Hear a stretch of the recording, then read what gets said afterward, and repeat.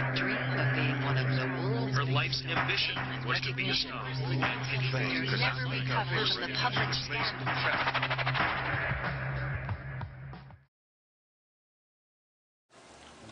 Hello there.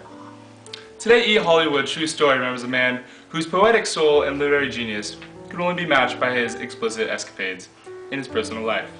This man is none other than George Gordon Noel VI Baron Byron, or simply Lord Byron.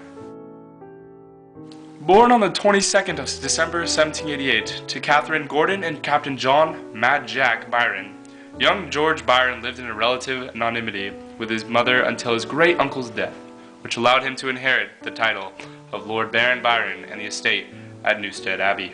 Having been born with a club foot, Byron was incredibly self-conscious during his school days and for most of his life. However, when he attended the Harrow School in 1801, his magnetic personality and passion made him quite popular among his peers.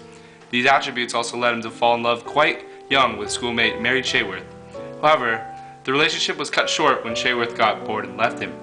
This led Byron to write his first poems about none other than rejection and unattainable love. Byron's first collection of poems was publicly published in 1807 entitled Hours of Idleness. Despite receiving scathing critiques, Byron relentlessly continued to write poetry and found true success when he published the first two cantos of Childe Harold's Pilgrimage, prompting his next poem, The Corsair, to sell over 10,000 copies. His poetic rise to stardom thrust Byron into the spotlight of London society, making him a celebrity-like character, a poetic rock star. But Byron's newfound fame unleashed a new side of him, a side where voracious lust and passion led him to many scandalous affairs with women, many being an understatement. In 1813, he is noted to have had affairs with Lady Lamb and Lady Oxford, and rumors surfaced that he even had relations with his half-sister, Augusta Lee. Despite his numerous trysts with other women, Byron managed to find a temporarily stable relationship when he married Annabel Milbank in 1815. Later that year, she gave birth to their daughter, Augusta Ada. But not all was well in the Byron household, and in the spring of 1816 they formally separated. The separation, coupled with rumors of spousal abuse, incest, and homosexuality, prompted Byron to exile himself from England, never to return in his lifetime.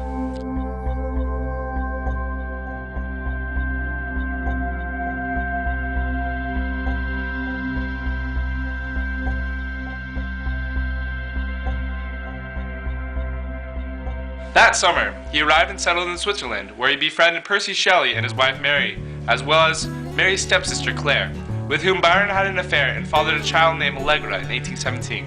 Together, the four of them met, read books, and wrote stories to entertain each other. These meetings were the foundation for Mary Shelley's success in her work, Frankenstein. In the winter of 1816, Byron traveled to Venice, where he had affairs with women such as Mariana Sagatti and Margherita Cogni, as well as publishing the third canto of Childe Harold. Cogni and Byron did not get along so well, and their constant fights often caused him to spend the night in his gondola. When Byron asked her to leave the house for good, Cogni threw herself in the Venetian canal, proving that she really did fall for him. In 1819, Byron had an affair with the Mary Teresa Guccioli, and would later publish the first two cantos of his epic poem, Don Juan. After Teresa and her husband separated, Byron moved with her to Pisa, where they were banished after the defeat of the Carbonari movement. There, he published cantos 3 through 5 of Don Juan. After Percy Shelley and his daughter Allegra's death in 1822, Byron published cantos 6 through 14 of Don Juan. 2 years later, he caught a devastating cold after arriving in Greece and died 10 days later. After his death, his last 2 cantos were published and his memoirs were destroyed by his friends in an effort to preserve his name and his memory. That concludes this segment of E! Hollywood True Story. Although George Gordon Noel VI Baron Byron is no longer with us, his poetic influence and timeless works will forever make him a star in the minds and hearts of the people he has touched, literally and metaphorically.